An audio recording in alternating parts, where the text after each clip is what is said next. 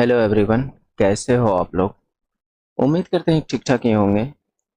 आज के वीडियो में देखने वाले हैं आरआरबी एलपी टेक्नीशियंस भर्ती 2024 के इस सीरीज में मैथ और रीजनिंग के परीक्षा आधारित संभावित प्रश्न को देखने वाले हैं। तो आप लोग बने रहिए और कॉपी कलम उठाकर बैठ जाइए, जिससे कि मेरे करने से पहले आप क्या कीजिए जिससे कि आपको ज़्यादा बेनिफिट मिलेंगे। तो उम्मीद करते हैं कि आप ऐसा करोगे। तो ज़रूर करना दोस्त, क्योंकि ज़रूर आपको ऐसा करने से फ़ायदा मिलेंगे। तो चलिए पहला क्वेश्चंस को देखते हैं और करने का कोशिश करते हैं। तो देखिए, एक व्यक्ति 3310 उधार लेता है और इसे पहले, दूसरे और तीसरे वर्ष के अंत में तीन समान वार्षिक किस्तों में 10% 10% प्रति वर्ष चक्रवृद्धि ब्याज के साथ आपस चुकाने का वचन देता है। तो प्रत्येक किस्त की राशि लगभग कितनी है? तो ये पूछा जा रहा है। तो यहाँ पर लगभग नहीं भी लिखता तो चलता, क्योंकि मैंने इसे चेक किया है, परफेक्ट आंसर है। तो चलिए कैसे इसको कर सकते हैं। जो बेस्ट तरीका होगा वही तरीका से करने का कोशिश करेंगे। तो उम्मीद करते हैं कि आपने कोशिश तो किया होगा। तो चलिए, इसमें करना कुछ नहीं है, आप इस 10% को पकड़िए। तो 10% का मतलब क्या होता है? तो आपका जवाब होगा कि 10% का मतलब 1/10। तो इधर जो है ये उधार और एक किस्त वाली बात हो रही है। तो यहाँ से मैं रेशियो लूंगा।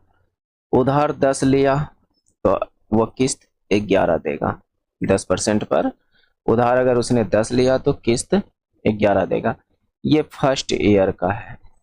अगर क्योंकि यहाँ पर 3 किस्त के बारे में बोला है तो 3 किस्त तक जाना है। तरीका समझिए, आसानी से कर लीजिएगा। अगर सेकेंड ईयर की बात करें तो इसका स्क्वायर कीजिए। 10 का स्क्वायर 100, 11 का स्क्वायर 121। ओके। तो सेकेंड ईयर में अगर उधार 100 लिया तो किस्त 121 दे रहा है। अगर थर्ड ईयर का मैं बात करूं तो थर्ड ईयर में इस 10 का क्यूब कीजिए तो ये कितना हो जाएगा 1000। और ये इसका क्यूब 11 का क्यूब कीजिएगा तो वो कितना हो जाएगा 1331। ये तरीका हमें सही लगा और इस तरीके से करना चाहिए। इसने कहा कि 3 समान वार्षिक किस्तों में चुकाया है। तो किस्त, इसका मतलब तीनों किस्त समान होनी चाहिए। जो यहाँ पर यानी फर्स्ट ईयर जितना किस्त होना चाहिए उतना सेकेंड ईयर, उतना ही थर्ड ईयर। तो इस हिसाब से तो मैं यहाँ पर किस्त को इक्वल कर दूंगा। वो कैसे, मेरी बात को समझिए कैसे। तो 1331 है ये, तो तीनों किस्त 1331 का बना देते हैं। इसको 121 को 1331 बनाने के लिए क्या कर सकते हैं? तो आपका जवाब होगा कि 11 से गुना कर सकते हैं। अगर यदि इधर आप 11 से गुना करते हैं तो इधर भी आप 11 से गुना कीजिए। ठीक है। 11 को 1331 बनाने के लिए आप क्या कर सकते हो? 121 से गुना कर दीजिए तो ये भी 1331 हो जाएंगे। तो आपने इधर क्या किया, 121 से गुना, तो इधर भी आप 121 से गुना कर दीजिए। तो मिला जुला कर ये निकल गया। तो इधर देखा जाए तो इधर सब क्या हो गया, 1331 1331। इधर का मैं डाटा को लिख रहा हूँ, थोड़ा सा गौर कीजिएगा। तो ये भी 1331, ये भी 1331 और ये भी 1331। तीनों किस्त समान हो गए। तो मैंने इधर 121 से गुना किया तो ये कितना हो जाएगा, तो मैं इसको कुछ देर के लिए मिटा रहा हूँ। मेरे उम्मीद से इधर आप समझ चुके हैं मैंने क्या किया। तो इधर कीजिएगा तो ये 1210 और इसको इधर कीजिएगा तो ये 1100 और इधर इसको आप कीजिएगा तो ये 1000 है, ये है 1000। तो इधर जो सबको आप ऐड कर दीजिए। इधर कितना होगा, 000 1 2 1 3 1 1 2 1 3 3310। और इधर अगर जोड़िएगा तो इधर कितना हो जाएगा, तो इसने कहा कि प्रत्येक किस्त लगभग कितनी की है। तीनों किस्त की बात नहीं की कि तीनों कितना दिया है, तीनों मिलाकर प्रत्येक किस्त की बात किया है कि कितनी दी है। तो मैं इधर देखूं अगर योग को, तो इसने इसने जो उधार लिया है वह 3310 रुपया उधार लिया है, जो कि यहाँ पर रियल में 3310 है। और भी आसान हो गया। तो हमें किस्त कितना का देना पड़ रहा है, 1331 का। कितना का, 1331 का। तो प्रत्येक किस्त कितना का है, 1331 का। 1331 इसका राइट आंसर हो जाएगा। क्या मेरी बात को समझ रहे हैं? उम्मीद करते हैं कि आपने समझ गए, यानी समझ पाए होंगे। तो नेक्स्ट क्वेश्चंस को देखते हैं। इस तरह से आप इस क्वेश्चंस को कर सकते हो। चलिए इसको देखिए। अनुपम ने इतना रुपए के प्रारंभिक निवेश के साथ एक व्यवसाय शुरू करता है। पहले वर्ष में उसे 4% की हानि होती है, हालांकि दूसरे वर्ष के दौरान उसे 10% का लाभ होता है और तीसरे वर्ष में वह 15% का लाभ कमाता है। तीनों वर्ष की संपूर्ण अवधि के लिए कुल लाभ की गणना करें। चलिए इस तरह के क्वेश्चन हैं और चक्रवृद्धि ब्याज से रिलेटेड है। चक्रवृद्धि ब्याज बताया नहीं, तो किसी भी तरह से इसको निकालना है, इसका आंसर हल करना है। चक्रवृद्धि ब्याज है ही नहीं। तो चलिए यहाँ पर देखिए क्या ये कितना है, इकाईदाई, सैकड़ा, हजार, 10,000, लाख, 2 लाख की राशि है। ये नहीं कि हमें गिनने नहीं आता है दोस्त। बस मैं बोल देता हूँ कि ये प्रारंभिक निवेश के साथ व्यवसाय शुरू करता है, तो आप समझ लो। अब तो जानते होंगे, इकाईदाई करने के लिए गिन लिया कीजिए। ठीक है, तो देखिए अब करना क्या है, प्रोसेस क्या है, उस बात को समझिए। क्या बोला, पहला वर्ष के लिए 4% की हानि होती है। अगर मैं 4% को देखूं तो इसका मतलब क्या है, 1/25।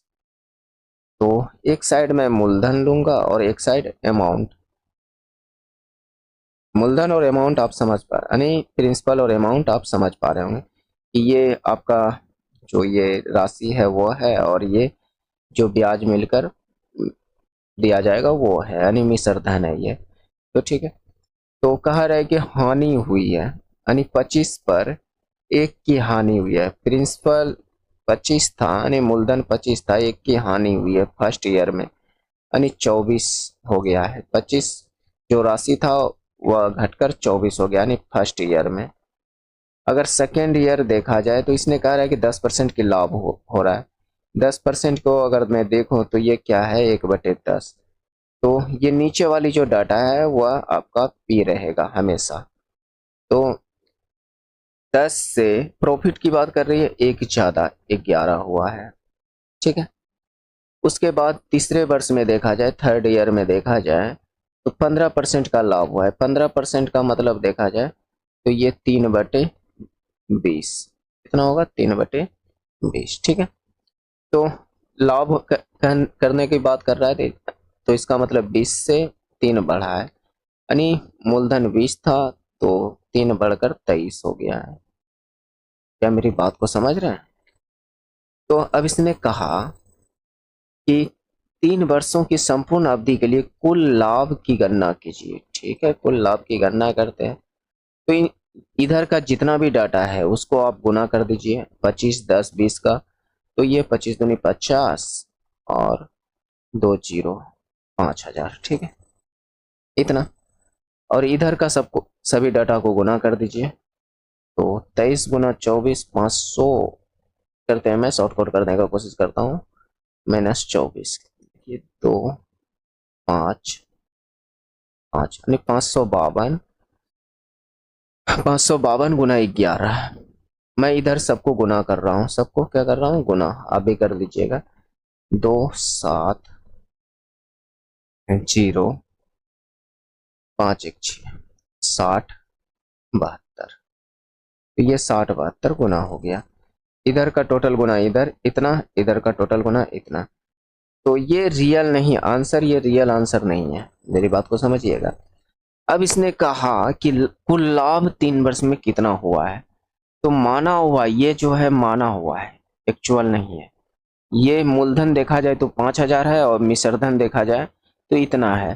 तो यहाँ से अगर देखा जाए तो प्रॉफिट कितना हो रहा है, तो आपका जवाब होगा 1,072 का प्रॉफिट, यानी 5,000 की राशि पर कुछ ब्याज मिलकर इतना हुआ है। तो आपने एक चीज तो सुना होगा कि मिश्रधन अमाउंट बराबर क्या होता है, मूलधन प्लस जो भी ब्याज होगा, सीआई होगा या एसआई होगा। तो यहाँ पर इस कंडीशन में सीआई होता है, तो ये होता है। तो इधर इसमें जो है मूलधन और एसआई दोनों है। इसका मूलधन निकाल दिए, 5,000 निकाल दिए, तो ये 1,072 बचा, जो कि ये प्रॉफिट है, कुल प्रॉफिट है, यानी टोटल प्रॉफिट है। क्या मेरी बात को समझ रहे हैं? तो अब चलते हैं मेन बात पर, जो इसका मेन रीजन है। इसको मैं थोड़ा सा छोटा कर देता हूँ, थोड़ा आसान रहेगा। चलिए, तो मूलधन यहाँ पर कितना दिया गया है, 2 लाख। तो इस 5,000 की वैल्यू 2 लाख है। क्या मेरी बात को समझ पा रहे हैं? तो इतना है, इस 5,000 की वैल्यू इतना है। तो हमें चाहिए टोटल प्रॉफिट, यानी 1,072 की वैल्यू चाहिए। तो यहाँ से देखा जाए तो ये इसका कितना गुना है, 3030 तो खल्लास। तो इसका मतलब ये इसका 40 गुना है। आप इसका भी 40 गुना कर दीजिए, 10 72 का भी 40 गुना कर दीजिए। 0 4 दूनी 8, 7 चौके 28 और 4 एका 4, 42,880। 42,880 ये राइट आंसर हो जाएगा। अगर नहीं समझ पाए तो पुनः रिवाइंड करके देखिए और समझने का कोशिश कीजिए। अगर समझ गए हैं तो अच्छी बात है। बात समझ रहे हैं? तो मेरा कहने का मतलब सिंपल सा, मैं इस परसेंटेज को पकड़ा जो तीनों दिया हुआ था, जहां पर प्रॉफिट कह रहा था वहां पर मैं जोड़ रहा था, और जहां पर लॉस बोल रहा था वहां पर मैं घटा रहा था। जैसे यहाँ पर लॉस बोल रहा था, फर्स्ट ईयर में क्या बोल रहा था, लॉस बोल रहा था, तो 25 में 1 घटा दिया 4, 24। यहाँ पर प्रॉफिट बोल रहा था, तो यहाँ पर 10 में 1 जोड़ दिया 11। तो बस यहाँ से मैंने ये निकाला, ये वाला प्रॉफिट है और ये वाला अमाउंट है, और ये वाला ये प्रॉफिट कहते हैं, ये प्रिंसिपल है यानी मूलधन है, ये मिश्रधन है, और ये वाला प्रॉफिट है। यहाँ जो ये इन दोनों का जो अंतर है, इन दोनों का जो अंतर है वो आपका टोटल प्रॉफिट है। क्या मेरी बात को समझ पा रहे? तो बस इतना कुछ करना था और आसानी से निकल जाता है। नेक्स्ट, अगर यहाँ पर किसी को प्रॉब्लम हो रहा है कि ये कैसे हुआ, तो सिंपल सा मतलब है कि 5,000 का, थोड़ा सा मैं अलग से समझाने का कोशिश करता हूँ, जो समझ गए हैं वो थोड़ा स्किप करके आगे बढ़ जाएं। 5,000 की जो वैल्यू है वह 2 लाख है, ठीक है। हमें चाहिए 10,172 की वैल्यू। तो यहाँ से आप इसको एक बना सकते हो काट पीट के क्या? तो आपका जवाब होगा कि हाँ बना तो सकते हैं। कैसे? तो इसको 5,000 से कटाया तो एक बार में, इसको 5,000 से कटाया तो ये 40 बार में कटा, यानी एक की वैल्यू 40 है। तो हमें इतना की वैल्यू चाहिए, तो इतना इसको इससे गुना करना होगा। तो इसको भी आप इतना से ही गुना कर दीजिए, 10,72 से गुना कर दीजिएगा, तो ये 42,880 आ जाएगा, यानी 10,72 की वैल्यू 42,880।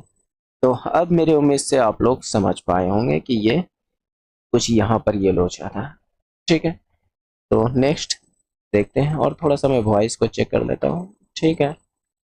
हो सकता है दोस्त थोड़ी सी वॉइस हमारी जो मोटापन आता होगा, क्योंकि आज मैं दुर्गा पूजा के बाद फर्स्ट वीडियो बना रहा हूँ, और दुर्गा पूजा और भी बहुत सारे काम के वजह से कहीं बाहर जाना पड़ा था, जिसके वजह से थोड़ी सी तबीयत खराब हो गई थी, खांसी वासी हो गई थी, जिसके वजह से आवाज भारीपन लग सकता है दोस्त।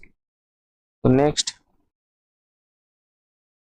देखिए, एक व्यक्ति एक बॉन्ड में 5,000 निवेश करता है, जिसमें वह चक्रवृद्धि ब्याज के प्रथम वर्ष, सेम कंडीशन है दोस्त, इसे आप लोग बनाइएगा, इसमें कुछ भी अलग नहीं है, सेम टू सेम होगा। इसको मैं नहीं करा रहा हूं, आप लोग करिएगा। नेक्स्ट चलिए, इसमें तरुण के पास भूमि का एक भूखंड था, ठीक है, जिसका क्षेत्रफल वास्तव के भूखंड के क्षेत्रफल से 10% अधिक था, जबकि नकुल के भूखंड का क्षेत्रफल तरुण के भूखंड के क्षेत्रफल से 40% अधिक था। यदि नकुल का भूखंड का क्षेत्रफल इतना है वर्ग फुट है, तो बासव के भूखंड का क्षेत्रफल वर्ग फुट में क्या होगा। ठीक है, इतना पूछ रहा है, तो चलिए देखते हैं क्या होता है। तो यहाँ पर कितने व्यक्ति हैं उसको देख लेते हैं। तो तरुण, वासु और कौन है, तरुण है, वासव है और नकुल है। ठीक है, पहले इसका तुलना करने के लिए बोल रहा है, तो इसका लेते हैं, तरुण और वासु। ठीक है, तरुण को मैंने टी लिखा और वासु को मैंने बी लिखा। तो यहाँ कहता है वास्तव के भूखंड के क्षेत्रफल से 10% अधिक है। अगर 10% को देखा जाए तो क्या होगा, 1/10। तो 10 अधिक यानी 10% अधिक किसके, वास्तव के भूखंड के क्षेत्रफल से, यानी वास्तव, ये नीचे वाली जो डाटा है वह वास्तव का है। वास्तव को अगर 10 है तो उससे एक ज्यादा तरुण को है, 11 है। क्या मेरी बात को समझ रहे हैं, समझ रहे होंगे। जबकि नकुल के भूखंड का क्षेत्रफल तरुण के भूखंड के क्षेत्रफल से 40% अधिक है। अब एक व्यक्ति नकुल आ गया है और यहाँ पर नकुल को कैसे फिट किया जाए, इस बात को समझिए। देखिए यहाँ पर तुलना किससे करने के लिए बोल रहा है, नकुल और तरुण। इसको मतलब तरुण के बगल में नकुल को रखना है, ना कि वासव के बगल में। नकुल को इसके बगल में रख दीजिए। ठीक है, अब 40% को पकड़िए। 40% का मतलब कहा जाए तो 2/5। मतलब क्या, इसको 100 से भाग लगाइएगा तो ये ही होगा, 2/5 कट पीट के क्या होगा, 2/5। ये इसलिए करता हूँ दोस्त, थोड़ा सा आसान हो जाता है डाटा कटाना, यानी सवाल को हल करने में आसानी हो जाता है, बाकी बात है कुछ नहीं। तो इसका मतलब अधिक है। अगर किससे कहा जा रहा है, तरुण के भूखंड से। अगर तरुण को 5 है, तरुण को ये 5 है, तो 2 ज्यादा नकुल को है 7। अब आपने एक चीज तो, यानी कहने का मतलब, या तो रीजनिंग में या अनुपात समानुपात वाले में एक क्वेश्चन बनाया होगा कि ए अनुपात बी कुछ है दिया हुआ है, बी अनुपात सी बराबर कुछ दिया है, तो ए बी सी आपसे पूछा जाता है। तो सेम कंडीशन है, नकुल यहाँ पर तरुण और वासव, फिर आप कह सकते हो नकुल और तरुण, इस तरह से है। तो तीनों को एक साथ अनुपात में कैसे फाइंड करें, है ना। तो मैं यहाँ पर सिंपल सा लॉजिक लगाता हूँ कि जिसके आगे जो खाली है वो पुट कर दीजिए। जैसे यहाँ पर 11 है, इधर भी आप 11 लिखिए। जैसे यहाँ पर 5 है, इसके आगे खाली है, तो यहाँ पर 5 लिखिए। बस सबको गुना कर दीजिए, 11 सते 77, 11 पचे 55 और 10 पचे 50। ये तीनों का अनुपात निकल कर आ गया, भूखंड के क्षेत्रफल का अनुपात निकल कर आ गया। अब रहा मेन बात, इसने कहा है कि यदि नकुल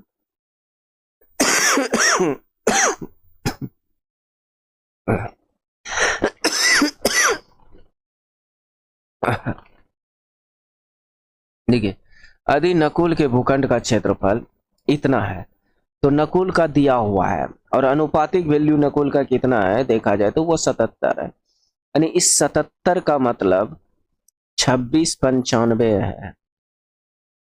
और पूछ रहा है किसके बारे में, वासव के बारे में। वासव का अनुपातिक वैल्यू कितना है, 50। इसका मतलब हमें 50 की वैल्यू चाहिए। 77 की वैल्यू इतना है तो हमें 50 की वैल्यू चाहिए। तो देखिए किससे कटता है, तो देख लेते हैं एक बार कटा के। 2695, क्योंकि कटाना थोड़ा सा वो है, तो देख लेते हैं। 11 से 7 बार में, 11 से 11 दूनी 22 बच गया, 4 11 चौक 44, 11 बचे 55, 7 से 7 दिया 21 और 7 बचे 35। 35 बार में, यानी ये इसका 35 गुना है। तो आप इसका भी 35 गुना कर दो आंसर, क्योंकि वासव के बारे में पूछ रहा है कि वासव के पास भूखंड का क्षेत्रफल कितना है। तो 0 पचम 25, 5 दिया 15 दूर 17, यानी 1750। तो ये जाकर इसका निकल गया वासव का 1750, ये राइट आंसर। तो इन सब तरीके से करना चाहिए, जो कि जल्दी आंसर भी आएगा और समय की बचत भी होगी, कहीं ना कहीं गलती होने की चांस भी कम रहेगा। बस शर्तें आपको समझ में आनी चाहिए, तरीका पता होनी चाहिए, तभी आप निकाल पाओगे, है ना। नेक्स्ट दोस्त इसमें बहुत सारे अच्छे से प्रश्न को लिए हैं। तो हालांकि इसमें रीजनिंग के हो सकते हैं कम प्रश्न हो, लेकिन मैथ के अच्छे सब और ज़्यादा प्रश्न होंगे। तो इसमें देखिए इस तरह के तो रीजनिंग के क्वेश्चंस पूछे ही जाते हैं। निम्नलिखित शब्दों में शब्दकोश के क्रम के अनुसार विपरीत क्रम में व्यवस्थित कीजिए। तो अगर विपरीत क्रम में आपको लग रहा है कि थोड़ा सा उलझन टाइप का है, तो आप सीधे क्रम में पहले व्यवस्थित कर लीजिए, बाकी बात उल्टा देना है ना। लेकिन क्रम भी पता होनी चाहिए कि शब्दकोश का क्रम क्या होती है कि नहीं।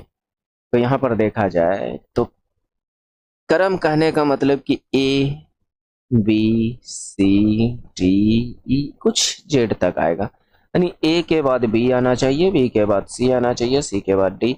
तो ये एक क्रम के अनुसार चल रहा है, बात समझ रहे हैं। तो सेम क्रम के अनुसार चलाना है। तो सभी में देखा जाए तो एच इसमें भी है, एच इसमें भी है, एच इसमें भी है, एच इसमें भी, एच इसमें भी। तो इससे हम पता नहीं कर सकते कि फर्स्ट क्रम पर कौन आएगा। चलिए और देख लेते हैं।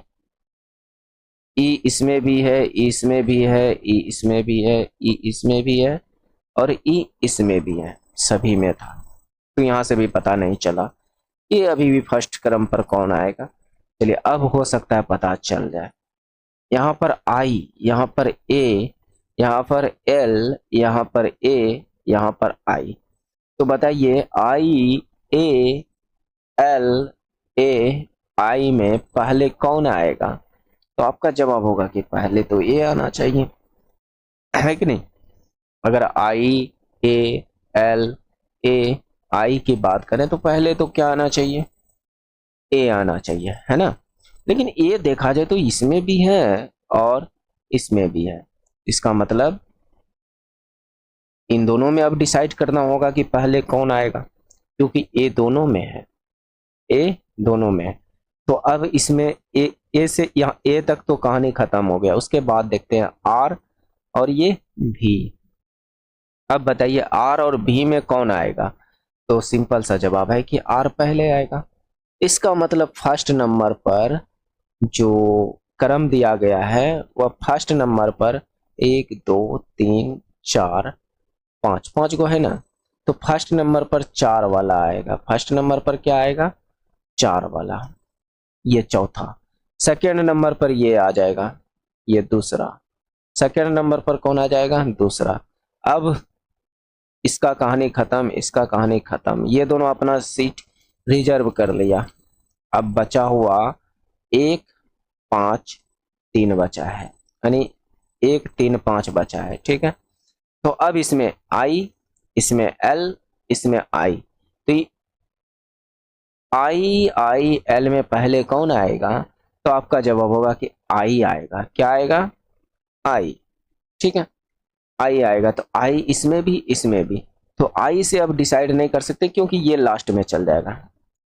ये जो 3 वाला है ये 5वां स्थान पर चल जाएगा क्योंकि ये बड़ा है। क्या मैं बात कर रहा हूँ, 1 मिनट। तो इसमें एल है, एल वाला ये लास्ट में चल जाएगा, यानी 5वां स्थान पर तीसरा चल जाएगा। 5वां स्थान पर क्या चल जाएगा, तीसरा। तो यहाँ इतना दूर तक में तो आंसर मार सकते हो दोस्त। और रहा बात, इसको बोला गया विपरीत क्रम में, यानी 1 2 3 4 5 से नहीं, आपको जो चुनना है 5 4 3 2 1 ऐसे करके चुनना है। इसका मतलब 1 पर 4 है और 2 पर 2 है, यानी लास्ट में 2 4 होनी चाहिए और शुरू में 3 होना चाहिए। ये आपका क्रम है, ये आपका क्रम। तो शुरू में 3 और लास्ट में 2 4 होना चाहिए। शुरू में 3, लास्ट में 2 4। अरे दोस्त यहाँ तो दो ऑप्शन में इसमें नहीं है, ये कहानी खत्म, ठीक है। तो ये दोनों की कहानी खत्म, ये दोनों बचा हुआ है। तो चलिए अब पता कर लेते हैं। 2 4 3 की कहानी खत्म हो चुका है। तो अब बचा हुआ है कौन कौन। तो बचा हुआ है आपके पास 5 नंबर और 1 नंबर, क्योंकि दोनों में आई है। उसके बाद आई तक तो छेड़ना नहीं है। आर और एन में पहले कौन, तो एन आएगा। लाजमी सी बात है कि पहले कौन आएगा, एन, यानी तीसरा स्थान पर पहला वाला आ जाएगा। तीसरा स्थान पर कौन सा आएगा, पहला वाला। तो यहाँ पर 1 होना चाहिए, यहाँ पर क्या होना चाहिए 1, तो यहाँ पर 1 एक ही ऑप्शन में है, 4 2 1 4 2 1 यहाँ पर, इसमें तो है नहीं, 4 2 5 आ गया, तो ये कहानी खत्म हो गया, ये राइट आंसर। तो उम्मीद करते हैं कि आप समझ पा रहे होंगे, थोड़ा समझने का प्रयास कीजिएगा, नहीं तो हम कितना समझाएंगे तो नहीं समझ पाओगे दोस्त, बशर्ते आप थोड़ा सा ध्यान दीजिए। ये मैंने सीधा क्रम में लिखा, ये जो मैंने लिखा था क्या किया था, सीधा क्रम था ये, सीधा, लेकिन आपसे पूछा था विपरीत, इसीलिए मैंने इसको 5 4 3 2 1 से उल्टा दिया, ये आपका हो गया विपरीत क्रम। क्या मेरी बात को समझ रहे हैं, ये आपका विपरीत क्रम हो गया। तो इतना आपको ध्यान रखना है कि यहाँ विपरीत बोला जा रहा है या क्रम सीधा क्रम में बोला जा रहा है, उस बात को ध्यान में रखना है। नेक्स्ट चलिए, दो समरूप त्रिभुज का क्षेत्रफल 64 और 121 सेंटीमीटर स्क्वायर है, यदि पहले त्रिभुज की भुजाओं की यानी त्रिभुज की ऊंचाई जो है इतनी है, तो दूसरे त्रिभुज के संगत भुजाओं की ऊंचाई क्या होगी। यानी कहने का मतलब दो समरूप त्रिभुज है और एक का क्षेत्रफल 64 है और दूसरे का क्षेत्रफल 121 है, और दोनों समरूप है यानी समान दिख रहा है, तो जब समरूप रहता है तो उसकी ऊंचाई जो क्षेत्रफल का अनुपात होता है वही उसका ऊंचाई का अनुपात होता है। यानी कहने का मतलब इस त्रिभुज का क्षेत्रफल का अनुपात जो होगा यानी 64/121 का रूट करने पर जो अनुपात होगा वही अनुपात इसकी हाइट का अनुपात होगा। यानी इसका पहले त्रिभुज का हाइट जो ये हाइट दिया है 6.4, यानी 6.4 का जो अनुपात होगा वही इस त्रिभुज का हाइट का अनुपात होगा। तो इसकी हाइट हमें नहीं पता तो मान लेते हैं एस का है, एक्स है, ठीक है, तो इतना, तो बस इसको सोल्व कीजिए, आपका आंसर एक्स का जो भी वैल्यू निकलेगा वो आपका राइट आंसर हो जाएगा। तो यहाँ पर कहा जाए तो 8/11 है और इधर 6.4/x है, तो यहाँ से देखा जाए तो ये 0.8, तो x बराबर घुमा फिरा के क्या आ गया 8.8 सेंटीमीटर स्क्वायर। क्या मेरी बात को समझ रहे हैं, तो इतना आसान है, बशर्ते क्वेश्चन को समझना चाहिए, समझ में आनी चाहिए, आसान तो बहुत है कि नहीं। और इस तरह के क्वेश्चंस को देखकर बहुत सारे दोस्त डर जाते हैं, है कुछ नहीं दोस्त, थोड़ा सा सोचिए समझिए और क्या, थोड़ा सा मेहनत कीजिए, प्रैक्टिस जो कि मैं करा रहा हूँ, है कि नहीं।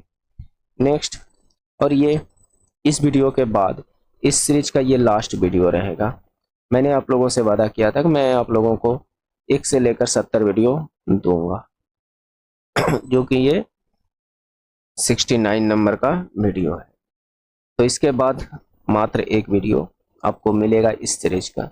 इसके बाद मैं सोच रहा हूँ एनटीपीसी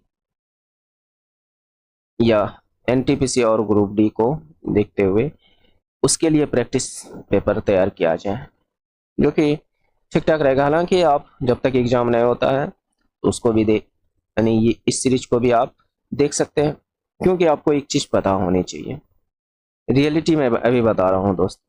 आपको क्या लगता है, आपको आप अगर कहीं पर बैच खरीद कर तैयारी कर रहे हैं, जो वो मैथ और रीजनिंग करा रहा है, क्या हुआ, जैसे आप मान लेते हैं कि एलपी टेक्नीशियन के लिए आपने बैच खरीदा है कहीं पर, और उसमें आपको जो प्रश्न करा रहा है, क्या आप ग्रुप डी और एनटीपीसी की बैच के लिए मतलब बैच लेते हैं, तो क्या वो प्रश्न जो है इस बैच में नहीं कराएगा? बिल्कुल कराएगा, बात समझ रहे हैं, क्योंकि वो भी जानता है कि लेवल तो सेम है, बस 19-20 का फर्क है, इससे ज़्यादा नहीं।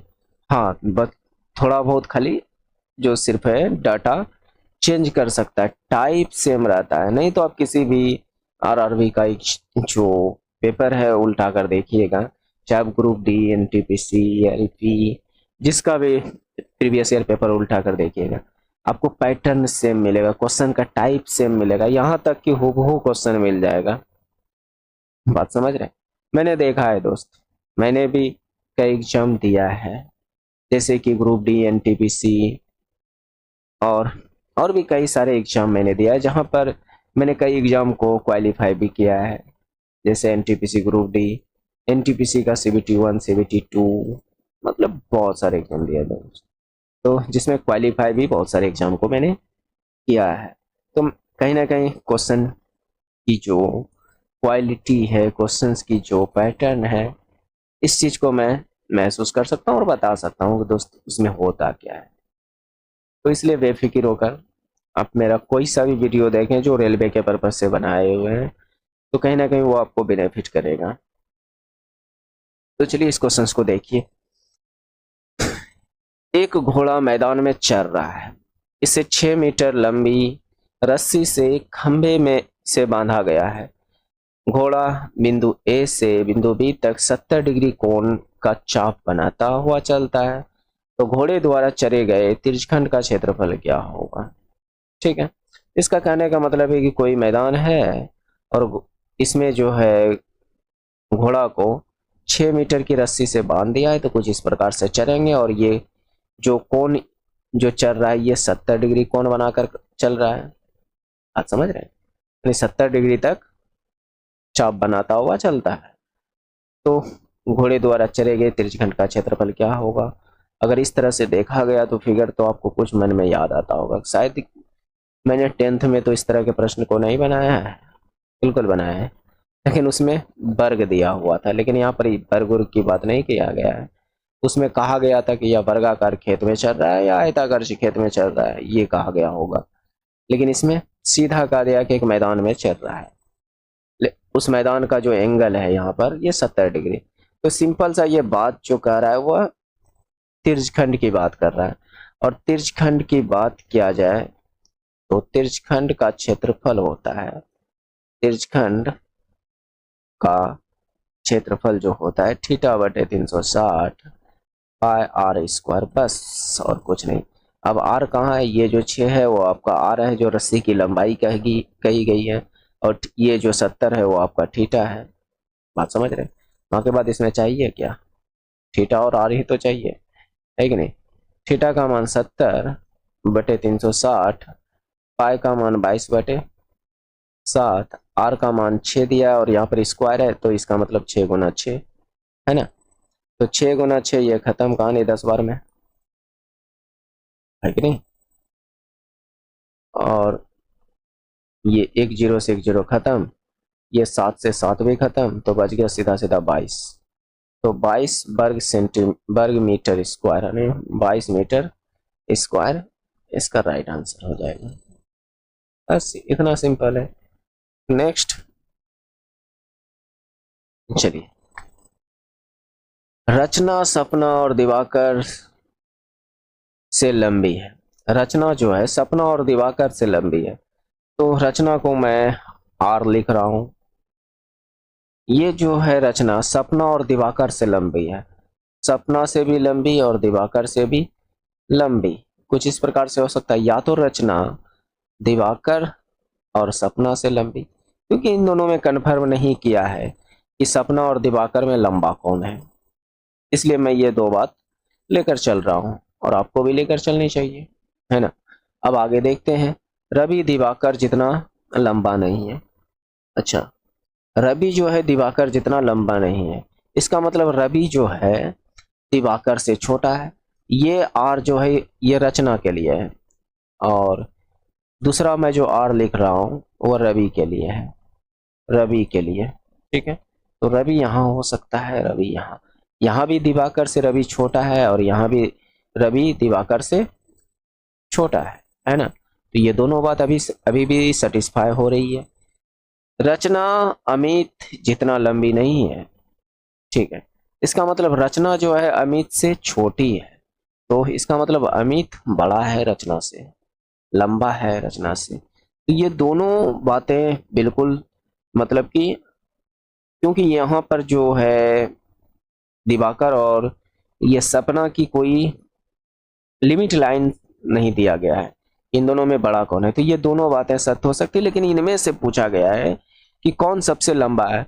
इन इन दोनों में कौन बड़ा है हम डिसाइड नहीं कर सकते हैं, दिवाकर और सपना में कौन बड़ा है डिसाइड नहीं कर सकते हैं, लेकिन हम ये डिसाइड कर सकते हैं कि सबसे बड़ा कौन है, तो वह अमित सबसे बड़ा है।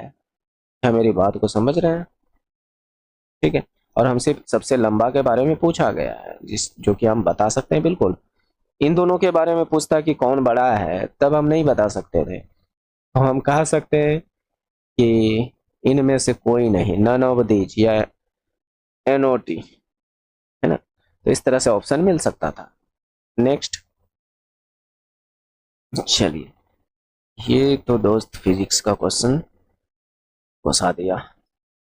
चलिए, आप लोग बनाइएगा कि मैं करा दूं। चलिए, क्वेश्चन और होगा इस टाइप में, फिजिक्स के ही क्वेश्चन होंगे। देखता हूँ, समय बचेगा तो करा दूंगा। चलिए, इस क्वेश्चन को कीजिए। एक शो में आने वाले दर्शकों से पहले दिन 10 रुपये, दूसरे दिन 5 रुपये, तीसरे दिन 2 रुपये लिए गए और 3 दिनों में कुल उपस्थिति जो है 15:2:3 के अनुपात में थी। तो तीनों दिन में 100 में आने वाले दर्शकों के लिए प्रति व्यक्ति कुल शुल्क का औसत क्या है। ठीक है, ये बात कहा जा रहा है। तो ठीक है, औसत के बारे में आपको पता होनी चाहिए कि औसत क्या होता है। औसत बराबर क्या होता है, योग अपॉन कुल संख्या, कुल संख्या, यही ना, ये होता है। तो आपका जवाब होगा कि हाँ। तो अब योग कहाँ से लाएं, बात तो यह है ना कि आखिर योग कहाँ से लाएं। तो यहाँ पर पूछा गया कुल शुल्क का औसत। तो चलिए पहले कुल शुल्क निकाल लेते हैं, वही योग हो जाएगा। तो यहाँ पर 10 रुपया, पहले दिन जो है 10 रुपया और 15 व्यक्ति आया था। कितना व्यक्ति, 15 व्यक्ति। पहले दिन 10 रुपए लिया जाता था और 15 व्यक्ति, अनुपात में 15 व्यक्ति आया था। तो अनुपात में ही उस दिन कितने रुपए खर्च हुए होंगे। तो आपका जवाब होगा 15 गुना 10, 150 रुपए खर्च हुए होंगे। क्या मेरी बात को समझ रहे हैं। अनुपात में ही, ये नहीं कि ये रियल है, और हमें रियल से कोई लेना देना भी नहीं है, बात समझ रहे। दूसरे दिन 5 रुपए और अनुपात में 2 व्यक्ति थे। तो टोटल दूसरे दिन कितने रुपए मिले होंगे। तो आपका जवाब होगा कि 10 रुपए मिले होंगे, यानी 2 पंचे 10 रुपए। तीसरे दिन की बात किया जाए तो 2 रुपया लिया जा रहा था और उस दिन 3 अनुपात में 3 व्यक्ति उपस्थित थे। तो उस दिन की बात करूं तो यहाँ पर टोटल कितने रुपए मिला होगा अनुपात में ही। तो आपका जवाब होगा 2 तिया 6। तो यहाँ पर कुल योग देखा जाए तो कितना है, तो 166। जोड़िएगा तो कितना हो जाएगा, कुल योग 166। तो चलिए, कुल योग तो हमें पता चल गया कि 166 है। तो योग 166। अब कुल संख्या कैसे ज्ञात करें। तो अनुपात में ही कुल, ये उपस्थिति ही तो दिया है कि कुल तीनों दिन की उपस्थिति। तो 15 2 17 3 20 गो था।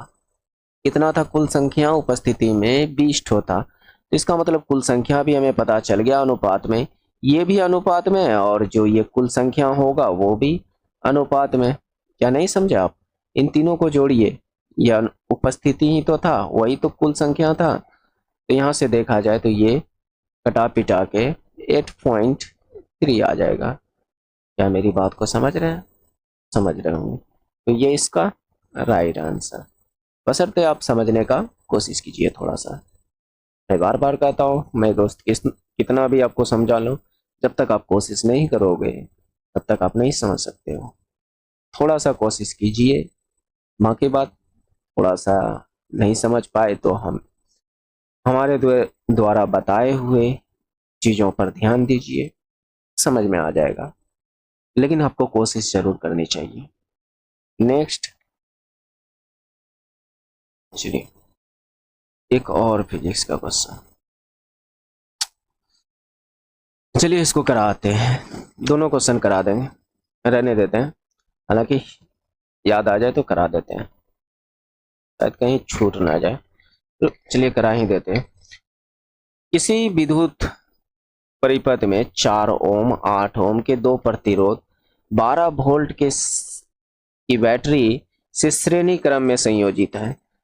तो 8 ओम, अच्छा ओम लिखना चाहिए था, यहाँ पर कूलम लिख दिया है।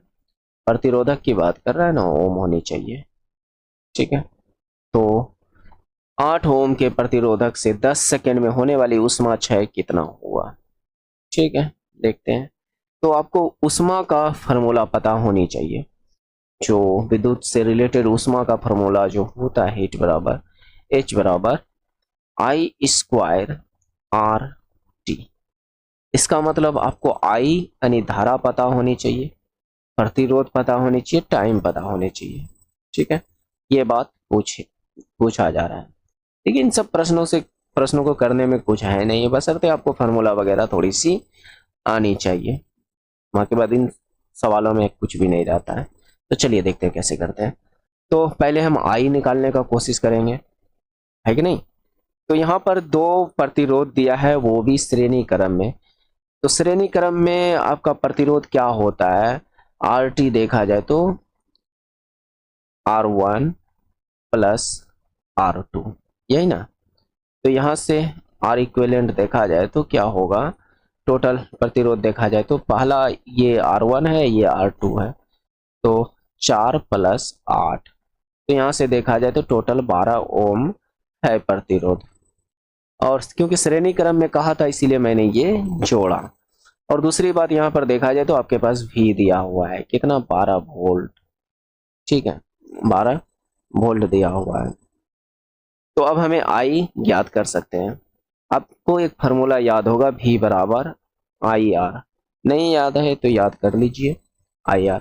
तो R हमारे पास यहाँ पर टोटल पता चल गया कि 12 है, और V जो है 12 वोल्ट है, और ये I फाइंड करनी है, और R यहाँ पर दिया हुआ ही है, और सभी के सभी SI यूनिट में है, तो चेंज करने का क्या मतलब है। तो यहाँ से कटा पिटा के देखा जाए तो I बराबर क्या हो जाएगा, 1 एम्पियर, है ना। विद्युत धारा कैसा है मात्रक, क्या, एम्पियर।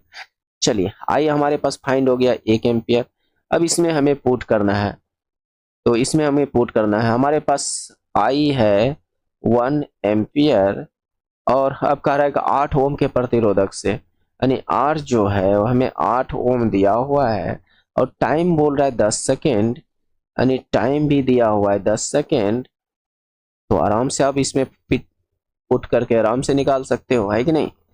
तो यहाँ से देखा जाए I स्क्वायर यानी 1 का स्क्वायर, तो 1 होगा R कितना है, 8 ओम के, 8 ओम से बोला गया है कि कितना ऊष्मा उत्पन्न होगा, तो यहाँ पर 8 है, और T आपके पास 10 है, तो यहाँ से इसको गुना कीजिएगा तो 80 जूल। ऊष्मा कैसा है मात्रक, जूल, 80 जूल, ये आपका राइट आंसर है। चलिए मैं पीछे वाला भी क्वेश्चन करा देता हूँ ताकि छूट ना जाए। कहाँ रहा, हाँ यहाँ पर। चलिए, कोई व्यक्ति किसी खड़ी चट्टान के सामने पटाखे चलाता है, विस्फोट के 5 सेकंड बाद उसकी प्रतिध्वनि सुनाई देती है। प्रतिध्वनि की चाल 340 मीटर पर सेकंड है, तो खड़ी चट्टान से व्यक्ति की दूरी कितनी होगी, कितनी है। यानी कहने का मतलब, एक व्यक्ति यहाँ पर खड़ी है, यहाँ पर चट्टान है, यहाँ पर विस्फोट हुआ और प्रतिध्वनि सुनाई देने की बात करता है। तो आपको सिंपल सा एक फार्मूला तो पता होनी चाहिए कि दूरी बराबर क्या होता है, चाल इंटू टाइम, यानी स्पीड इंटू टाइम, है ना। डिस्टेंस बराबर स्पीड इंटू टाइम होती है। तो आपके पास स्पीड तो दिया हुआ है, स्पीड दिया हुआ है कि 340 है। अब टाइम की बात करें, टाइम की बात करें तो टाइम क्या आपके पास 5 सेकेंड दिया हुआ है। तो यहाँ से इसको आप गुना कीजिएगा तो ये 0 4 पंचे 20 5 15 2 17, तो 1700 मीटर आया, और आपने मार दिया, और आपकी हो जाएगी आंसर गलत। कैसे, मैं बताता हूँ। यहाँ पर ध्यान देना है कि यहाँ पर कहा क्या रहा है, प्रतिध्वनि। इस पॉइंट पर आपको ध्यान देना है, प्रतिध्वनि मतलब कि आवाज। यहाँ पर अगर बम को फोड़ा गया, पटाखे को फोड़ा गया, यहाँ से आवाज यहाँ गई, और यहाँ से जो टकरा कर इस मनुष्य के पास आया, तब जाकर पूछा गया है। अगर मैं इस टाइम की बात करूं तो ये यहाँ से ये आवाज यहाँ तक गया, यहाँ ये आवाज रिटर्न होकर प्रतिध्वनि यानी टकरा कर यहाँ आई, तब जाकर 5 सेकेंड लगा है। इसका मतलब जाने में 2.5 सेकेंड और आने में भी 2.5 सेकेंड। बात समझ रहे हैं? इसका मतलब ये जो दूरी निकली है ये डबल दूरी है, यानी ये सिर्फ हमें चाहिए यहाँ तक की दूरी, यहाँ तक की दूरी। बात समझ रहे हैं? और यहाँ से ये जो दूरी निकला ये 2 बार काउंट होके निकला है। बात समझ रहे हैं? इसका मतलब इसका जस्ट अधिया कर दीजिए, वही आपका दूरी हो जाएगा, डिस्टेंस हो जाएगा, यानी 1700 का अधिया 850, 850 मीटर। और यही आपका राइट आंसर है। या तो यहाँ से ये चीज अगर आप पहले ही सोच पाते हैं तो डायरेक्ट आप 340 को 2.5 से गुना करते हैं, डायरेक्ट आंसर आ जाता है। बात समझ रहे हैं? तो उम्मीद करते हैं कि आप समझ पा रहे होंगे। नेक्स्ट चलिए,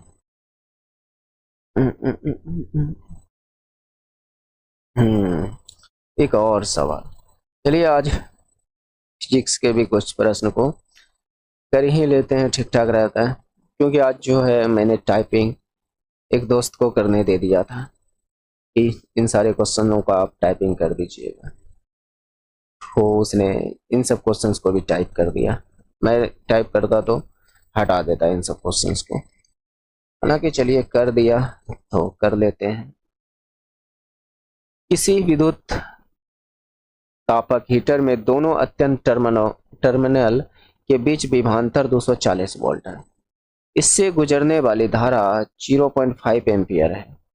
दोनों टर्मिनल के बीच विभवांतर को घटा करके 120 वोल्ट कर दिया जाए तो तापक हीटर से प्रभावित धारा क्या होगी?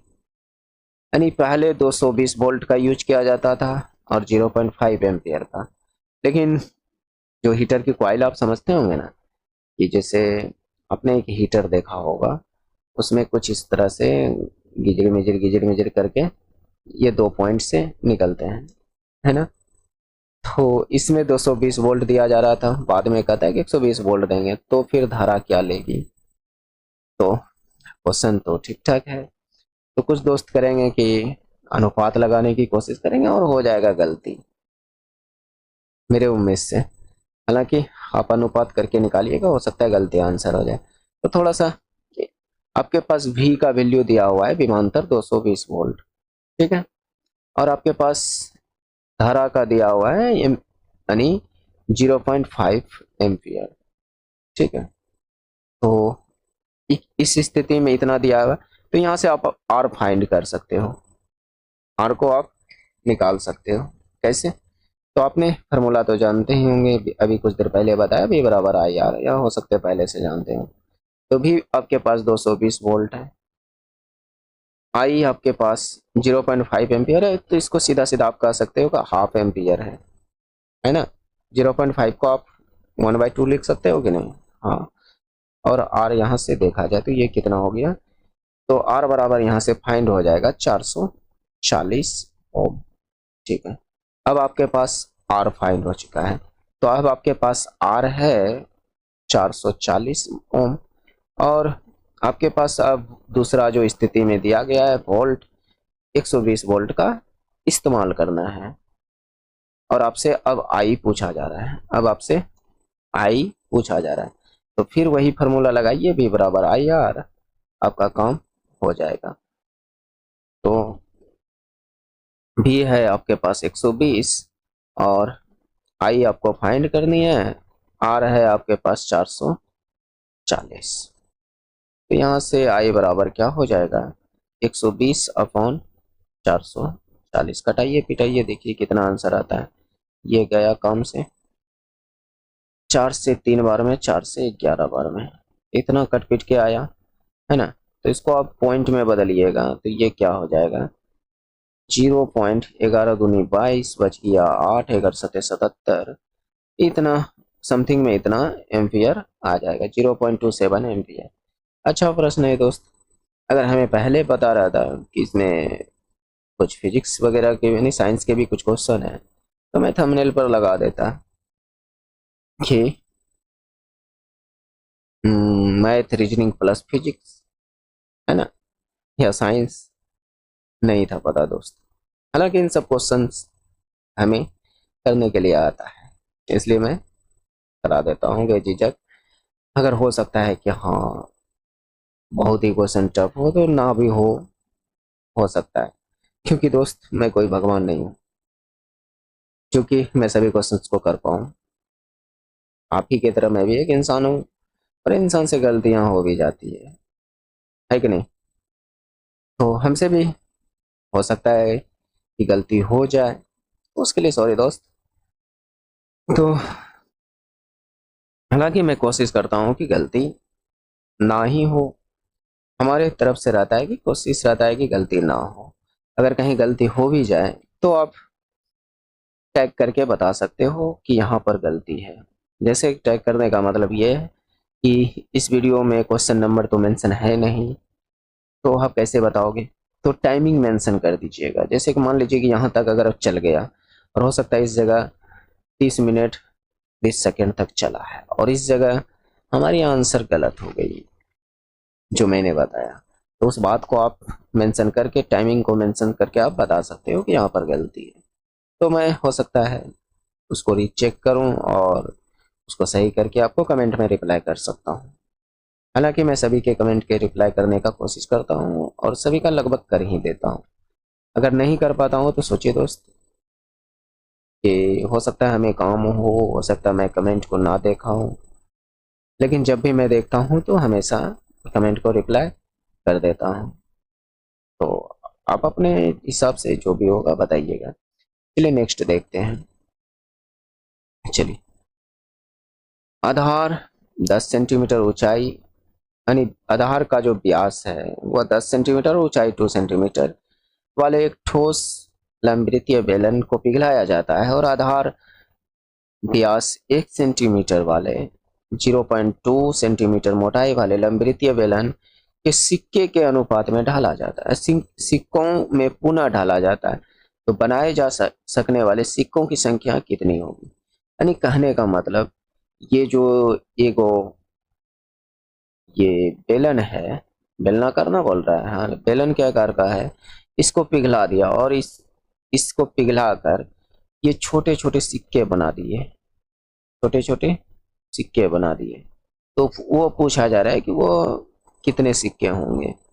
तो सिंपल सा इसमें हिसाब किताब लगाना है। इसका आयतन, इसका जो भी आयतन होगा इस बेलन का, इसकी त्रिज्या, यहाँ पर ये व्यास दिया हुआ है तो त्रिज्या की बात कर किया जाए तो ये आर बराबर 5 सेंटीमीटर हो जाएगा, क्योंकि ये डी है, व्यास क्या है, डी है।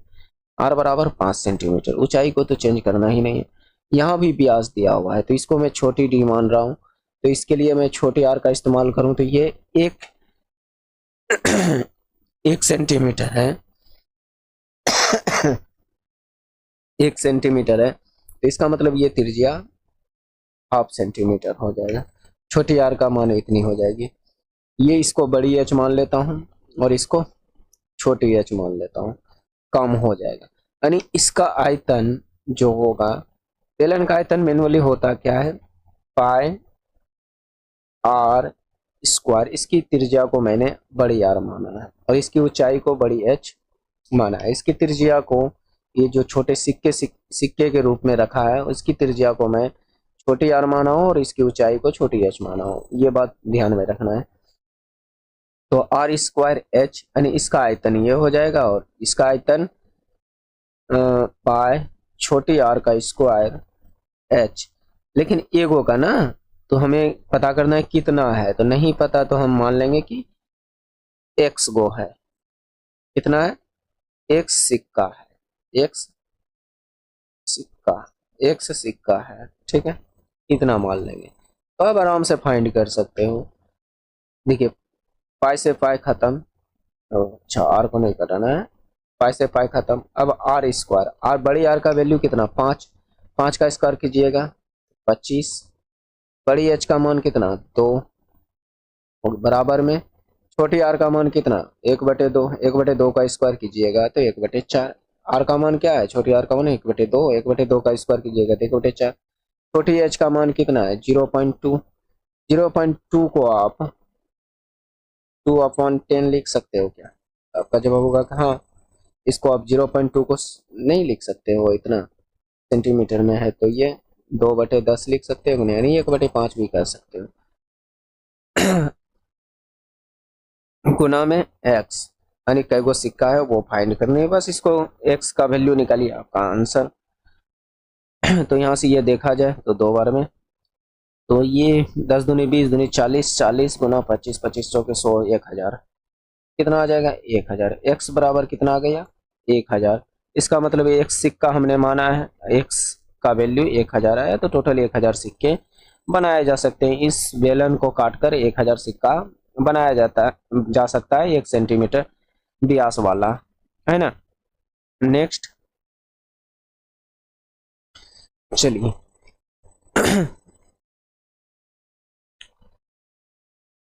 दोस्त खांसी होने की वजह से थोड़ा सा गला में अभी भी खराश है, और वो नहीं होते बलगम वगैरह जो कंठ में जमा हो जाते हैं, जिसके वजह से खराश आते रहते हैं, तो हो गया है। हालांकि दवाई वगैरह लिया हूँ, सिरप वगैरह, लेकिन जल्दी तो खांसी छूटता नहीं है, और वो भी अब ठंडा होने वाली है, थोड़ी प्रॉब्लम तो होती ही रहती है। तो चलिए देखते हैं।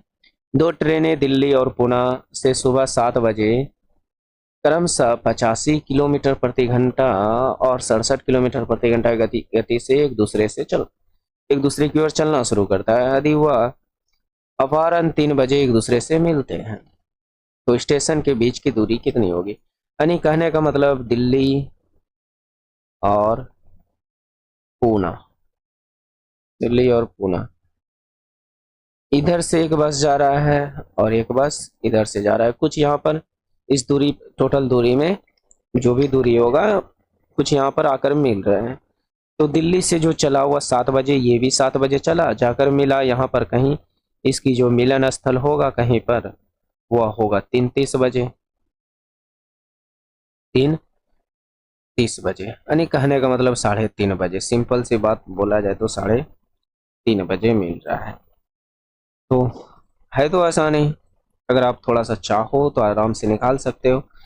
अगर दिल्ली से जो बस चल रही है वह 85 की रफ्तार से जा रही है, और 85 किलोमीटर पर घंटा की रफ्तार से, और इधर से जो बस जा रही है वह 67 की रफ्तार से जा रही है, 67 किलोमीटर पर घंटा की रफ्तार से जा रही है। तो यहाँ से आप निकाल सकते हो दूरी, वो भी कैसे, रिलेटिव स्पीड लगाकर। अगर रिलेटिव स्पीड नहीं लगाना चाहते तो आप टाइम याद कर लीजिए कि आखिर यहाँ तक कितना घंटा चला होगा। यहाँ तक जो आया 3.5 घंटा तक में कितना, दोनों 7 बजे चले हैं, दोनों 7 बजे चले हैं और 3:30 बजे, तो इस 7 से 3:30 तक कितना टाइम हो जाएगा, कई घंटा हो जाएगा। तो जोड़ कर देखिए, 7, 8, 9, 10, 11, 12, 13, 14, 15, 15, 12, 3, 15, हाँ 8.5 घंटा। कितना, तो टाइम 8.5 घंटा, नहीं यहाँ तक आने में दोनों को 8.5 घंटा लगा है। यहाँ से यहाँ तक जाने में इसको 8.5 घंटा और इसको भी 8.5 घंटा। तो बस सिंपल सा हिसाब किताब लगा सकते हो कि ये कितना 85 की रफ्तार से जा रहा है, तो यहाँ तक इसकी दूरी क्या होगी। तो आपका जवाब होगा 85 गुना 8.5, यानी 8.5, 8.5 कह सकते हो कि 8.5 घंटा लगा है। यहाँ से यहाँ तक जाने में 8.5 घंटा लगा है। आप यहाँ से टाइम को काउंट कीजिए ना, अब इतना भी कराना पड़ेगा क्या, आप घड़ी बना लीजिए, 12, 6, 3, 9, अब यहाँ पर 7 बजाइए, उसके बाद गिनिए कि 3 यहाँ तक आते आते कितना घंटा हुआ। तो मैं तो काउंट कर लिया उंगली पर, आप भी कर सकते हो। तो 8.5 घंटा, 8.5 घंटा की बात किया जाए तो 17/5 कह सकते हो। कितना, 17/5 कह सकते हो। तो टाइम इतना हो गया। तो यहाँ पर ये वाली कुछ दूरी, दूरी बराबर क्या, चाल गुना समय, यानी समय कितना 17.5, यानी 17/5।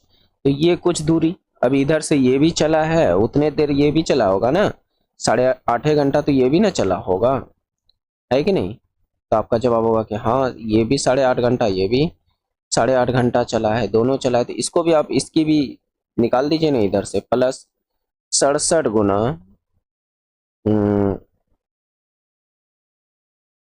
17/5, तो दोनों स्टेशन के बीच की दूरी फाइंड हो जाएगी कि कितना निकला है। 67 है ना, हाँ 67 है। ठीक है, तो अब इसको कीजिए कैलकुलेट। तो यहाँ से थोड़ा सा कैलकुलेट करना मुश्किल हो रहा है, हालांकि रिलेटिव स्पीड लगाते हैं तो बहुत जल्दी आराम से निकल जाता है। मैं कैलकुलेटर का इस्तेमाल कर लेता हूँ, ठीक है, आप भी कर लीजिएगा, लेकिन एग्जाम में नहीं, यहाँ पर।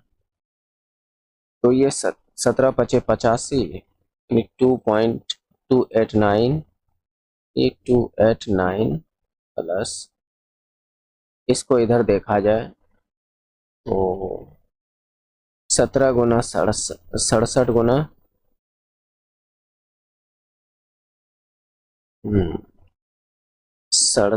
× 17 भागा 5, ये तो 200, 27.8। ये तो आंसर ही नहीं दे रहा है दोस्त। दोनों स्टेशनों के बीच की दूरी, यानी यहाँ से यहाँ, यानी टोटल यहाँ से यहाँ तक की दूरी क्या होगा। कहीं कुछ गलती वगैरह तो नहीं कर रहा हूँ दोस्त, हो सकता है गलतियाँ, मैंने सोचा कि ऐसे भी हो सकता है। तो देखते हैं। ये 17 × 17 कितने होगा, होता है। ओह नो, तभी तो 8.5 को मैं 17/2 लिख सकता हूँ, ना कि 17/5 कहाँ से लिख दिया। ये गड़बड़ है दोस्त, तभी तो मैं सोचूं का आंसर क्यों नहीं आ रहा है। ये 17/2 और ये भी 17/2।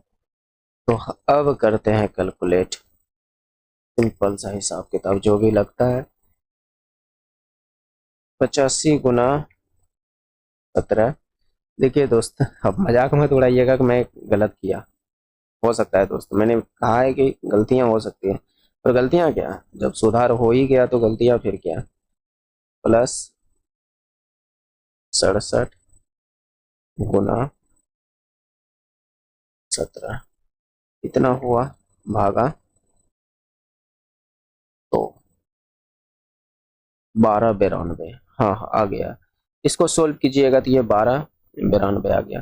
हालांकि यहाँ पर आप रिलेटिव स्पीड लगाते हैं तो वह जल्दी निकलता आंसर, जैसे मेरा कहने का मतलब समझिएगा। हालांकि इतना दूर रुके तो और भी थोड़ा सा रुक जाइए, मैं समझाता हूँ कि रिलेटिव स्पीड आप कैसे लगा सकते हो, ठीक है।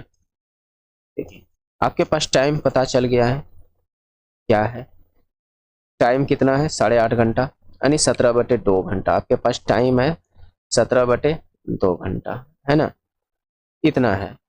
अब रिलेटिव स्पीड अगर चाल में निकालने की कोशिश करूँ, यानी सापेक्ष चाल निकालने की कोशिश करूँ, दोनों एक दूसरे के आमने सामने आ रहे हैं, दोनों एक दूसरे के क्या हो रहे हैं, आमने सामने आ रहे हैं। तो दोनों चाल को जोड़ दीजिए, तो चाल यहाँ से जोड़ दीजिएगा तो ये क्या आ जाएगा, 7×5 = 12, 8×6 = 14, 1×15 152, कितना हो जाएगा 152।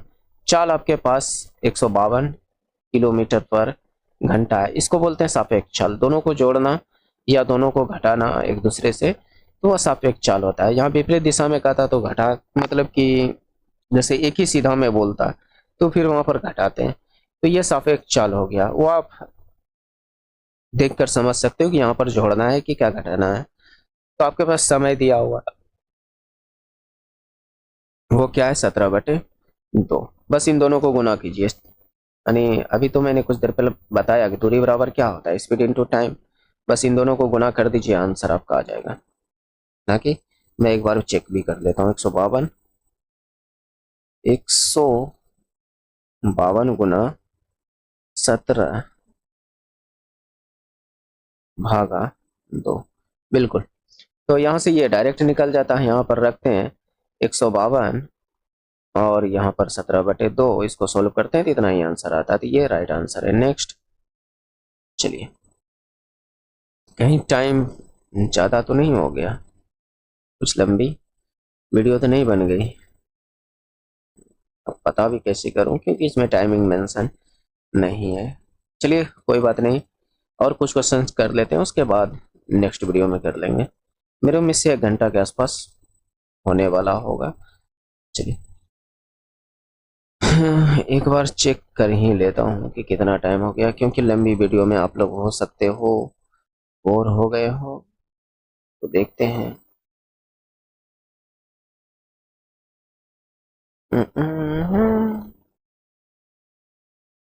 इसमें भी टाइमिंग नहीं दिख रहा है कि कितना टाइमिंग। अच्छा, 1 घंटा 5 मिनट दिखा।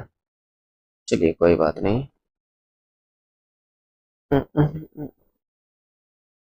चलिए कुछ देर और कर लेते हैं, कम से कम 5-6 क्वेश्चन और करवा देते हैं। कहता है दो पाइप ए और बी एक खाली टैंक को 32 घंटे और 48 घंटे में भर सकते हैं, जबकि कोई अन्य पाइप कार्य नहीं कर रहा हो तो पाइप सी पूरी टैंकी को 64 घंटे में खाली कर सकता है। शुरुआत में जब टैंकी खाली थी तो पाइप ए और सी को चालू किया गया। कुछ घंटों बाद पाइप ए को बंद कर दिया गया था, उसी समय बी को चालू कर दिया गया। तो इस स्थिति में टैंकी को भरने के लिए 112 घंटे लगे थे। तो पाइप बी को कितने घंटे तक चालू रखा गया, ये बात पूछा जाए। तो चलिए यहाँ पर कुछ आपको तथ्य वगैरह याद होनी चाहिए। जैसे काम बराबर अगर कहा जाए तो क्षमता गुना समय क्या होगा, क्षमता गुना समय। तो काम हिंदी में लिख देते हैं, वो ठीक रहेगा। काम बराबर क्षमता गुने समय, ये चीज होती है। इस पॉइंट को आपको ध्यान में रखना। अभी अभी काम नहीं आएगा, थोड़ा देर में आएगा, रुकिएगा थोड़ा सा।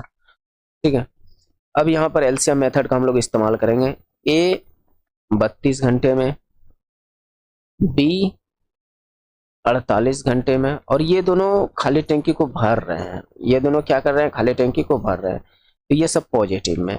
और सी कहता है कि खाली कर रहे हैं। अगर सी अकेला काम करे तो वह खाली कर रहे हैं, जो कि 64 घंटे में। तो इसकी जो क्षमता निकलेगी वह माइनस में निकलेगी।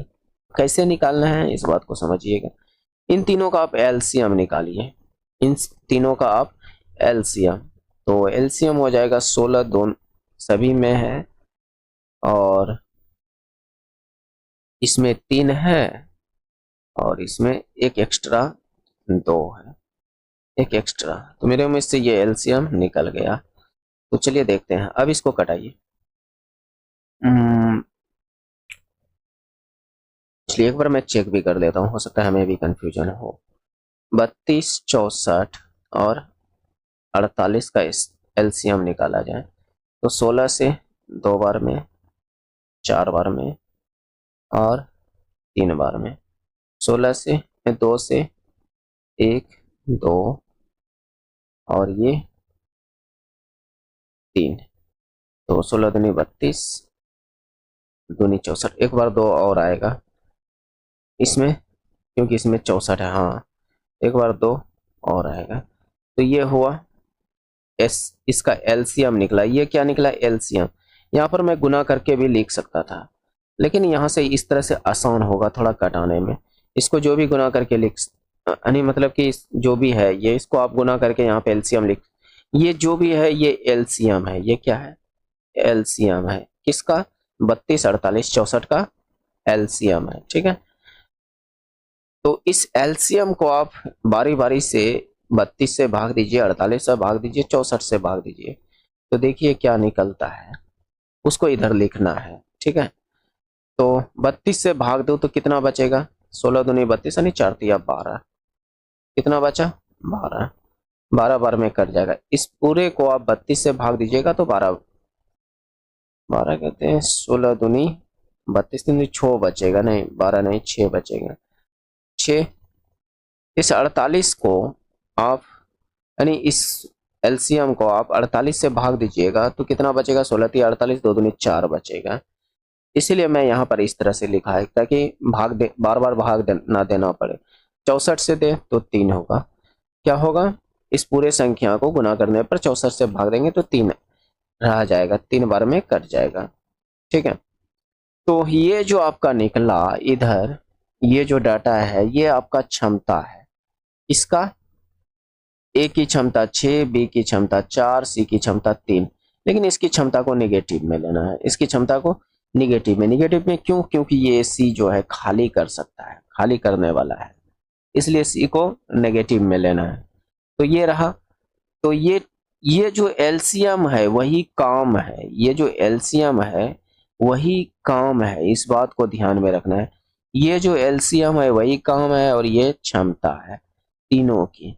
तो अब जो क्वेश्चंस कह रहा है उस हिसाब से चलना है, क्वेश्चंस क्या कह रहा है इस बात पर ध्यान देनी है।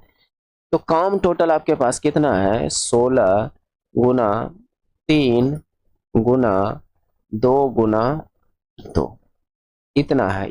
ये काम है, ये क्या है?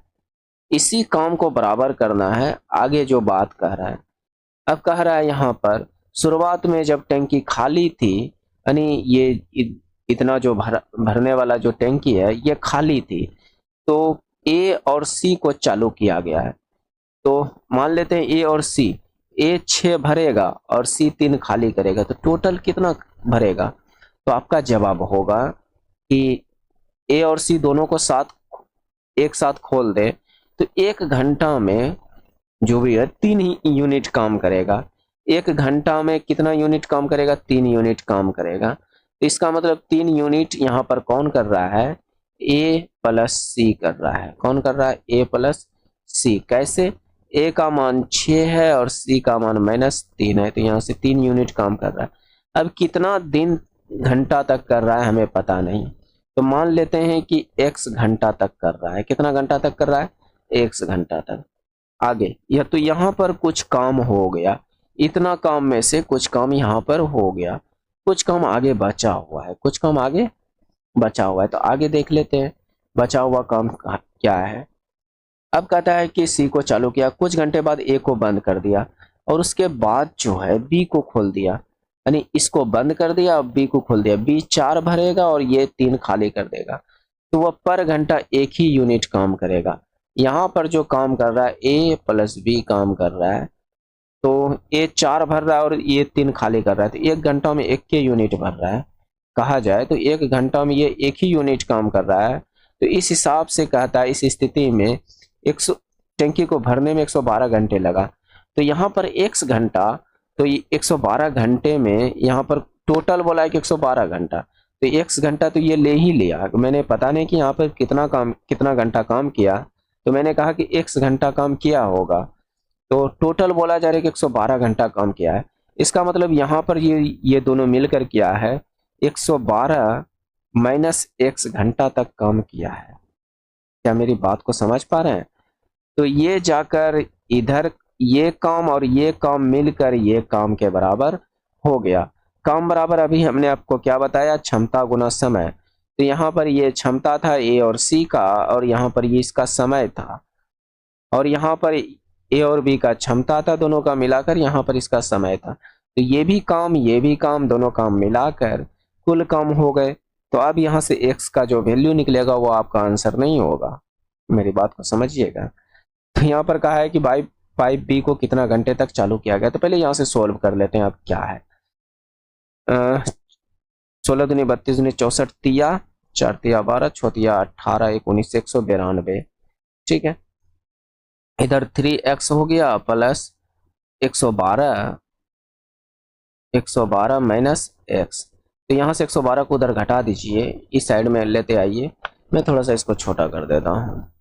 क्वेश्चन बड़ा है लेकिन इम्पोर्टेंट क्वेश्चन है, करनी चाहिए इस तरह के क्वेश्चंस को, है ना। चलिए, क्योंकि इस तरह के क्वेश्चन दोस्त सभी लोग नहीं कर पाते हैं, और अगर आप कर पा रहे हैं तो बहुत अच्छी बात है। तो यहाँ से देखा जाए तो 0 8 80, 3x में एगो x गया तो 2x बचा, तो यहाँ से x बराबर कितना आ गया? 40। तो x बराबर 40 आया है। अब यहाँ पर कहा है कि b कितने घंटे के लिए चालू किया गया, क्या इस यहाँ पर b है क्या? तो आपका जवाब होगा कि नहीं, यहाँ पर b है, ई वाला काम में b है, और ई वाला काम में समय कितना लगा? 112 माइनस x। तो इसका मतलब 112 माइनस x का वैल्यू 40 है। कहने का मतलब यहाँ पर जो टाइम है, देखिए सिंपल सा हिसाब किताब, यहाँ पर जो टाइम है इतना, ये टाइम है, यहाँ पर जो टाइम लग रहा है ये टाइम लग रहा है, और हमें x की वैल्यू पता चल गई। तो 112 में x का वैल्यू कितना 40 घटाना है, वही जाकर अब b का समय निकलेगा। यहाँ पर या तो कह सकते थे कि अगर a का समय पूछता तब अलग आंसर हो जाता दोस्त। ये यहाँ भी काम कर रहा है, a यहाँ भी काम कर रहा है, बात समझ रहे हैं। तो a का डायरेक्ट आप कह सकते थे ये जो है ऑलरेडी, अच्छा यहाँ पर बी और सी काम कर रहा है, नहीं नहीं, ए का 40 घंटा निकल जाता है। यहाँ पर ए को बंद कर दिया, बी को चालू किया है, इसका मतलब बी और सी यहाँ पर काम कर रहा है, ठीक है, ये दोनों काम कर रहा है। तो ये घटाकर यहाँ से देखा जाए तो 2 11 में 4 गया 7, 72 घंटा। यहाँ से टाइम कितना निकला कि बी कितना घंटा तक काम कर रहा है, 72 घंटा तक। इसका राइट आंसर हो जाएगा 72। अच्छा प्रश्न है दोस्त, और इस तरह के प्रश्नों में बहुत सारे दोस्त उलझ जाते हैं, बशर्ते तरीका ना पता होने के वजह से, तो थोड़ा समझिए और क्या। नेक्स्ट चलिए ये रीजनिंग बनाइए, इससे मिलकर ये बना है, इससे मिलकर ये बना है, तो उम्मीद करते हैं कि आपने कोशिश किया होगा। तो देखिए इसमें है कुछ नहीं, जो सिंपल सा तरीका है, मैं डायरेक्ट उसको एक्सप्लेन करता हूँ। डायरेक्ट आपको क्या घुमाना फिराना के मतलब आप सोचिए, ये कीजिए वो कीजिए। देखिए यहाँ पर क्या हुआ, इन सभी को जोड़िए, 4 3 7 1 8। अगर देखा जाए तो ये 8 का क्यूब है, ये जो है 8 का क्यूब है। उसी तरह से यहाँ पर 4 2 6 और 7 13, तो ये 13 का क्यूब यहाँ पर पुट हो जाएगा। इन सभी को जोड़े तो 13 13 का क्यूब क्या होगा 2197, आपको याद होनी चाहिए। नेक्स्ट चलिए ये क्वेश्चन अच्छा क्वेश्चन है, हो सकता है इसमें टाइम लगे, इसलिए अब ज़्यादा टाइम नहीं लेते हुए यहाँ पर मैं वीडियो को स्टॉप करता हूँ, और आगे जो है नेक्स्ट डे टोटल सभी क्वेश्चंस को ले लूँगा। देखिए अच्छा सब क्वेश्चन है, अभी भी बहुत अच्छे सब क्वेश्चंस है इसमें जो कि करनी चाहिए। और जो रहेगा 70 नंबर का वीडियो, उसमें इस सीरीज का लास्ट वीडियो और इन सभी क्वेश्चंस को उस वीडियो में इंक्लूड कर दूंगा, जिससे कि आपकी कोई शिकायत भी नहीं होगी। और अगर इतना दूर तक अगर आप शुरू से आप देखते आ रहे हैं, तो हो सकती है आपकी मैथ और रीजनिंग अच्छी खासी हो गई होगी, बात समझ रहे हैं। और हो सकता है कि आपका स्कोर भी अब अच्छा आ सकता है, बात समझ रहे हैं। तो अगर जिस भी भाई को पीडीएफ चाहिए वह टेलीग्राम ज्वाइन कर लीजिएगा, या तो इसको स्कैन करके नहीं जुड़ पा रहे हैं तो लिंक डिस्क्रिप्शन में मिल जाएगा, वहाँ जाकर आप चेक कर लीजिएगा, आपको पीडीएफ मिल जाएगा। तो और क्या बोलूँ, क्वेश्चन तो हो गया जो भी कराना था, बाकी बात अब रही आपकी काम। मैंने अपना काम कर दिया, आपका काम है सब, अगर पहली बार आए हैं तो सब्सक्राइब कर लीजिए, और अच्छा लगा तो लाइक कर दीजिएगा। बाकी बात थोड़ा हमारी हौसला बढ़ाने के लिए लाइक सब्सक्राइब शेयर, यानी इन तीनों चीज़ों को एक साथ कर सकते हो आप लोग। अब शेयर कहाँ करना है, हो सकता है जो भी आपके दोस्त वगैरह, जो भी स्टडी ग्रुप है, या जो भी आपका भाई बंधु है जो कि अभी कहीं ना कहीं कंपटीशन की दुनिया से जुड़े हुए हैं, तो उनको शेयर कर दीजिएगा, हो सके उनको भी मदद मिले और हमें भी थोड़ी सी सपोर्ट मिल जाए, जिससे कि हम दोनों की गाड़ी चलती रहे, है ना। हालांकि आपको, आप जब अपनी मंजिल तक पहुंच जाओ तो हमारे चैनल को अलविदा कह सकते हो। बाकी बात और क्या बोलूं, आप तो खुद ही इतना समझदार हो कि बोलना नहीं चाहिए। बाकी बात मिलते हैं नेक्स्ट वीडियो में। जय हिंद, जय भारत, थैंक्स फॉर वॉचिंग।